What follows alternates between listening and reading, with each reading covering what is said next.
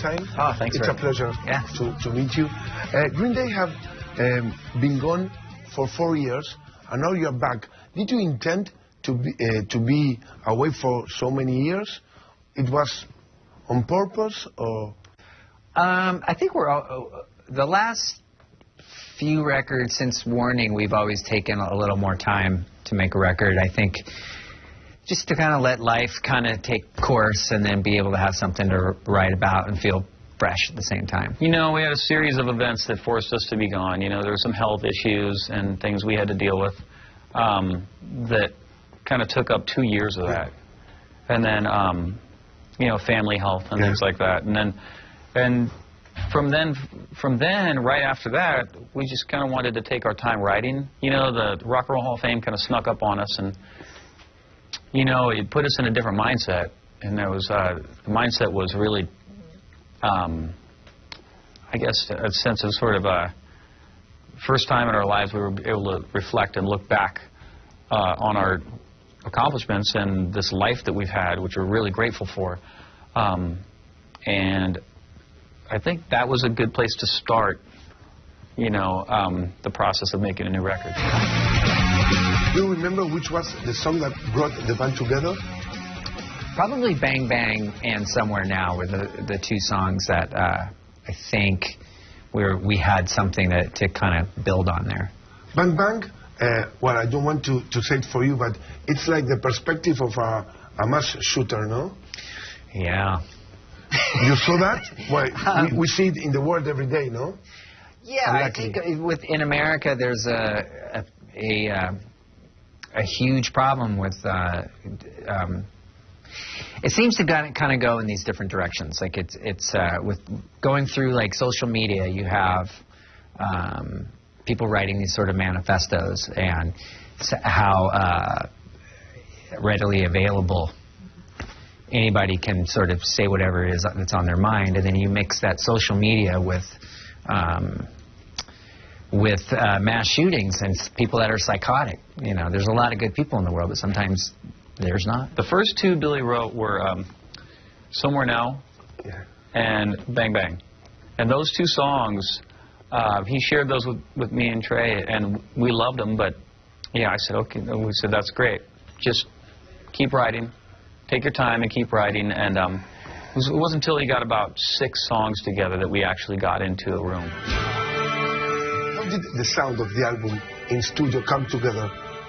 How was it? I think that the sound of this record is very much a product of the three of us doing everything. I mean, it's Trey tuning and doing his own teching and tuning his drums and picking particular drum heads and all this stuff, and me just, I wanted one really good bass sound for the whole record, and then if I needed to mix something up like into one song or something, yeah, it's just.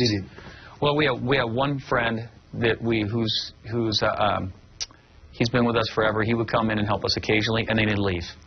But as far as my amp and my bass, that's it, you know. You were the boss. I'm the boss. Why did you decide to produce yourself the album? I think the last one you produced yourself was 20 years ago, maybe. Yeah, I think the last time that we did produce sort of our own record with it, because it was just me and Mike and Trey in the studio with an engineer, and that was probably 1991. No, yeah, with more than. So this time... You didn't want anyone in the studio? Well, there was no militant, like, we don't want anybody here. I think it just, us getting together, it felt right, and it didn't feel like we wanted an outsider to come in to bring in their opinion. And it was only just because we were already on a roll and it already felt good. A producer's just somebody who's going to help you either help you get a sound that you're looking for, or they're going to help you sort of make sense of too many ideas, probably. Yeah. And be another voice, another opinion in the room. But we didn't need another opinion in the room. You know, we've always co-produced, if not produced, our own records.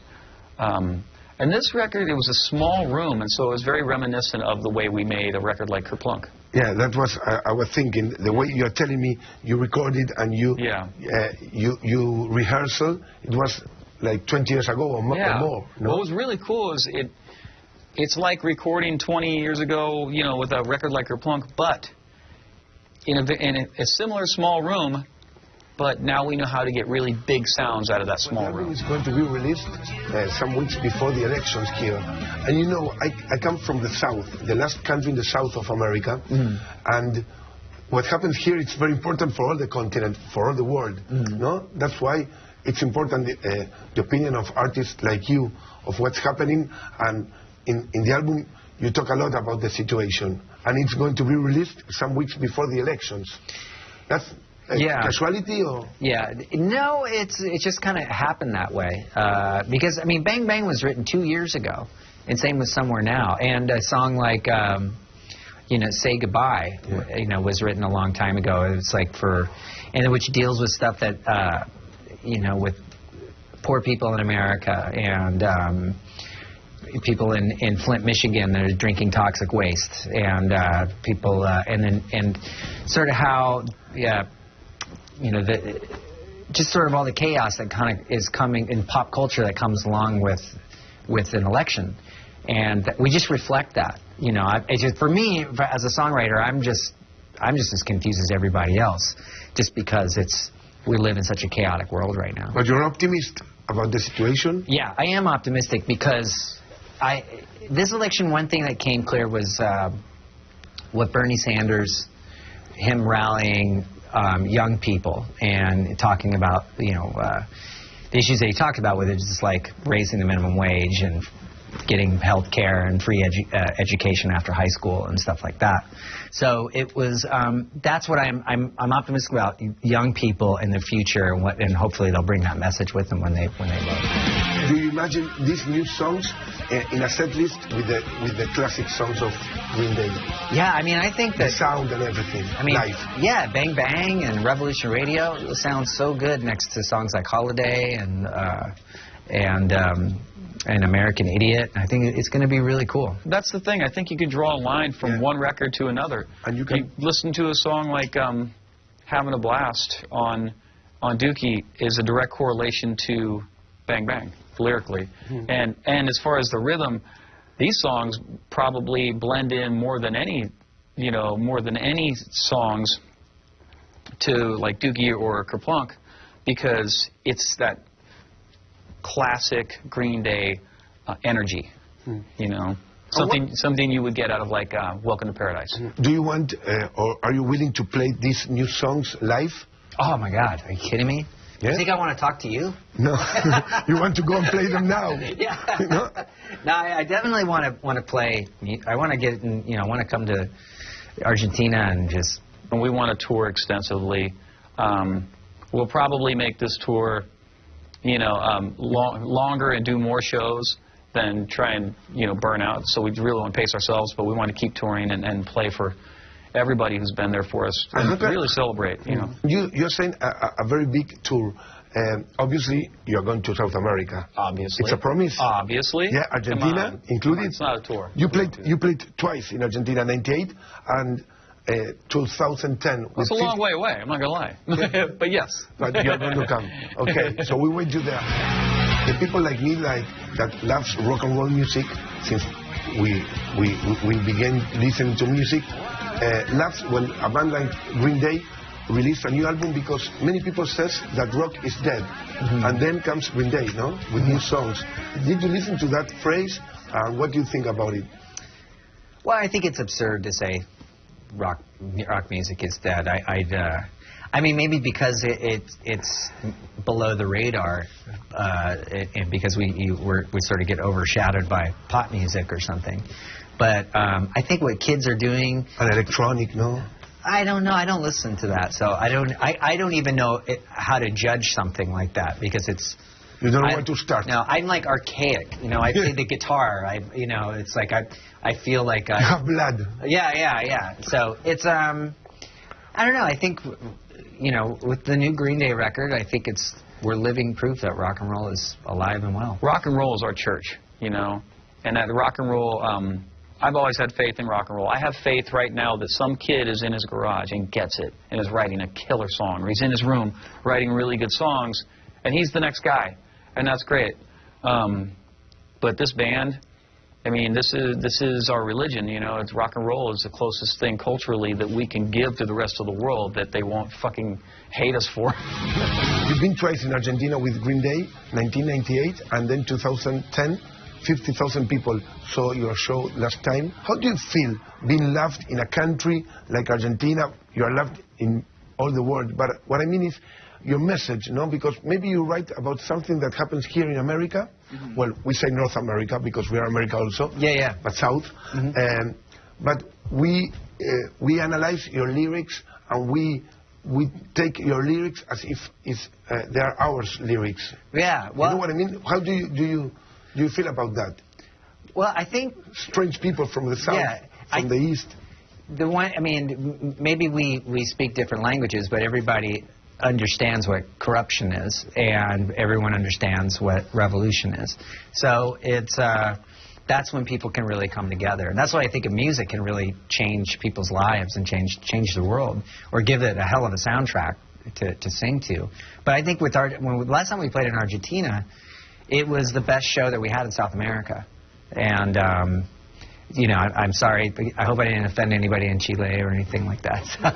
the Chilean, the Uruguay, Colombia, they know we are the best crowd. They all know. Don't worry. So it was great. It was one of the best shows of the tour, and we had fun. Where I knew Argentina was the greatest place in the world to go play. When I found out that the Ramones were playing in stadiums, okay, you fucking get it. You know, we understood everything. You understand everything. That's all you gotta say. Yeah, 50,000 people. Yeah, 50,000 people. Then they toured America. Yeah. And they played for 2,000. Yeah. The same year. Yeah. It's just proven fact. If you do a biopsy on your average person from Argentina, their heart is going to be like 3 times the size of everybody else's. We are a Ramon country and a Green Day country also. Rock and roll country. Yeah. You talk about a lot in your lyrics about reality. You are very connected with what happens in the world in your lyrics. How do you keep your feet in the ground? Being such a big star since very young, how did you manage these decades to be a normal guy at this age? Well, my life on being in Green Day and or going on tour in Green Day and being at home are completely different. I mean, I think I've had... You have 2 personalities. No, not the 2 personality. I think it all makes sense, but it's like you have to adapt to life even in times when it becomes a bit boring and mundane. So when I'm home, it's, you know, I take out the garbage and You try to be normal. I'm a part of a family. So, and, you know, I have great talks with my kids and my wife, and she's great. And and, you know, it's for better, for worse. We have our problems, but we also have our solution. I like being a normal person. I won't stop. I like to shop for my own groceries. You know, I like to cook my own dinners. I like to do the things that I wouldn't know how to be any other way. That's rock and roll also. I think that also comes from being self-made. You know, coming from humble beginnings and you know, nobody handed us the keys to Green Day. And do you miss touring with Green Day? I mean, not only the stage, because touring is not only the 2 hours of the show. Mm-hmm. It's a lot of travel. It's hotel life, you know what I mean? You miss that? Yeah, I do miss it. Sometimes, at night, I have a hard time falling asleep because I'm used to my show starting at 10 o'clock. So for so many years, I seem to wake up at that time. So now I'm at home and I pace around my house and I don't know what to do, and it took me years to figure out what that problem was. So yeah, I miss touring. I can't wait. We can tour anytime we want. When you want to tour the most is when you have a great record to play for people, and that's what we feel. You know, that's why we took our time writing Revolution Radio. So that said, on tour you live, you know, 20 hours a day for 2.5 hours on stage, and it's part of what it is. But we're very fortunate to have a job where when we get done with work, people tell us we did a great job. And if you have a job like that, don't quit it. What's the formula of Green Day to be together with so much success after so many years? What do you think is the formula? I think we all are just different personalities that fit together, and I think that comes across in the songs and Revolution Radio. I think you can hear that intimacy that we have with each other, and respect, mutual respect. And we're never a band that really argues. We usually, I mean, we have our disagreements and things like that, but I mean, I think it's important to kind of show a little humility and a little bit of kindness, and I think that's what, when we listen to each other. That's a good formula. Yeah. Good deodorant. Okay, we're good. I think, you know, we all feel that the music that we are creating is greater than anything else we're going to do on this planet, and that, you know, no matter what we do, that's going to be our impact on Earth, and it's and we don't take it lightly. We work hard for it, and we love it, and we appreciate the life that it's given us, and you know, I think just recognizing that and being appreciative is what does it. And also, Billie told me that you're a band that you don't discuss so much. You discuss the normal. There are no shoutings. You respect between yourselves. When you have to be humble, you're humble. Yeah. The three of you know. That's important. Well, I think you can tell. I think it's okay to be wrong, you know, and just look, if you know, if you're wrong, or if you're not right, or if you don't know, these are all just normal things. I mean, these are things that you should learn by the time you're 6 or 7 years old. You know, it's okay. That's it, really, and to carry that forward. And it's easy to forget those things, but I think in the long run we've learned them permanently now, I hope.